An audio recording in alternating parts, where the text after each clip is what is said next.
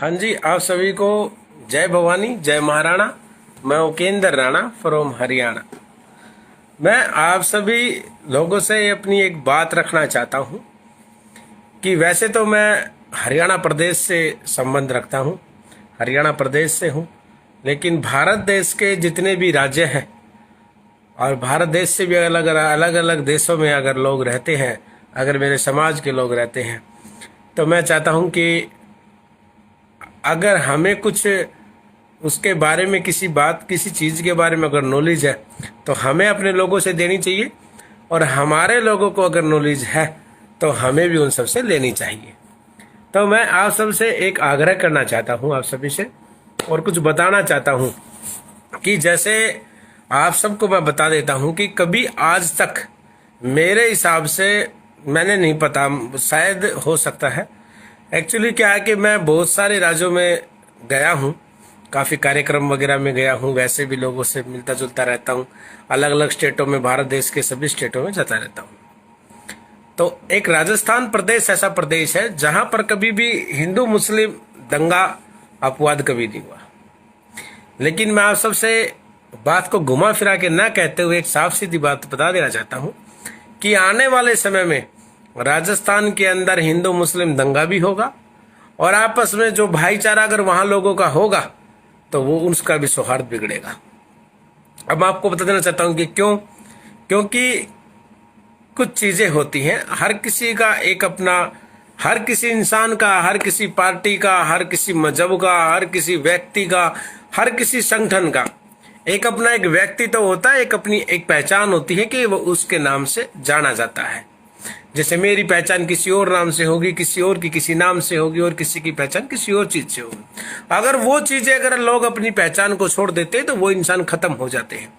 तो मैं आप सबसे बात बता देना चाहता हूं कि राजस्थान के अंदर क्या होगा कि अभी थोड़े दिन आने, जैसे जैसे चुनाव नजदीक आएंगे, तो अभी वहां पे कांग्रेस शासित सरकार है वहां पर फिलहाल में, तो वहां के मुख्यमंत्री जी हैं श्री अशोक गहलोत साहब, और आगे आने वाली पता नहीं उस पे कुर्सी पे कौन बैठेगा, उससे पहले भी पता नहीं कौन कौन बैठे थे। तो मैं ये कहना चाहता हूं कि जो राजस्थान का जो युवा है और जो स्वयं जातीय है, मेरे समाज का है, मेरा भाई है, छोटा बड़ा है, जो भी मेरे भाई है, मैं उनसे एक छोटी सी एक रिक्वेस्ट करना चाहता हूं, अगर बात समझ में आ जाए तो आपने जहन में बिठा लेना और ऐसी गलती मत करना। वहां पर अब क्या होगा कि चुनाव जैसे आएंगे तो वहां पर हिंदू मुस्लिम लड़ाई का, दंगे का रूप दिया जाएगा, और फिर उसके बाद में जितनी भी कानून कार्रवाई होंगी, जेलें होंगी, थाना कोर्ट तहसीलें होंगी, वो आप सबको भुगतना होगा, आप सबको भुगतना होगा, और आपने जेल काटनी होगी।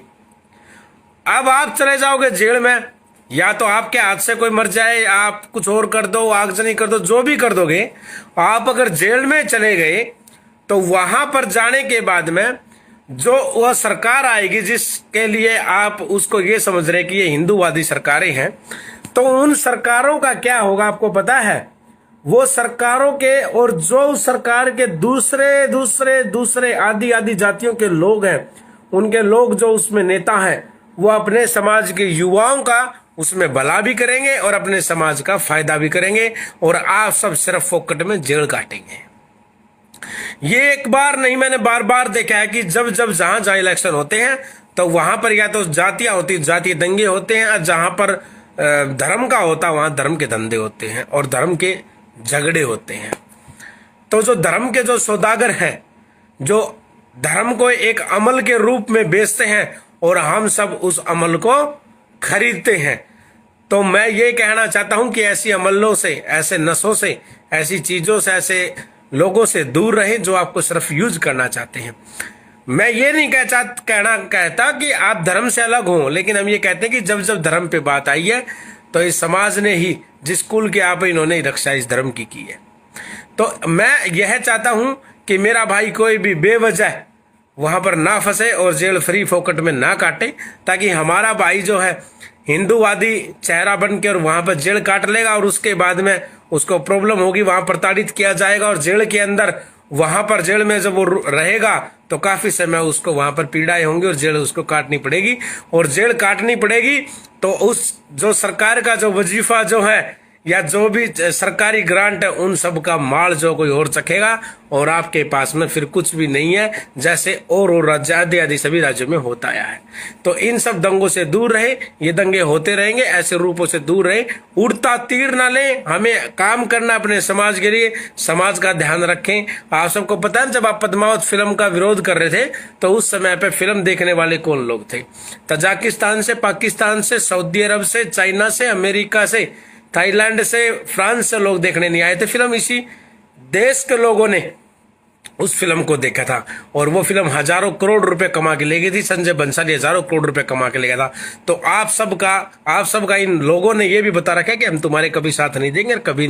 कभी आपके साथ देंगे भी नहीं। लेकिन फिर भी अगर आपको ये लगता है कि भाई नहीं, हम तो हिंदुत्व की ही रक्षा करेंगे और जब भी कोई ऐसा करेगा तो हम फूकेंगे, जलाएंगे, मारेंगे, काटेंगे, आपस में लड़ेंगे, तो आप सबकी मर्जी है, मुझे कोई फर्क नहीं पड़ता। बस मैं तो आप सबको अपना भाई होने के नाते, आपका छोटा भाई होने के नाते, आपका बड़ा हो भाई होने के नाते आपसे अपने विचार विमर्श कर रहा था। बाकी किसी को फिर भी मेरी बात बुरी लगी हो तो मैं सबसे क्षमा चाहता हूँ। जय राजपूताना, जय महाराणा, आवाज दो, हम सब एक है।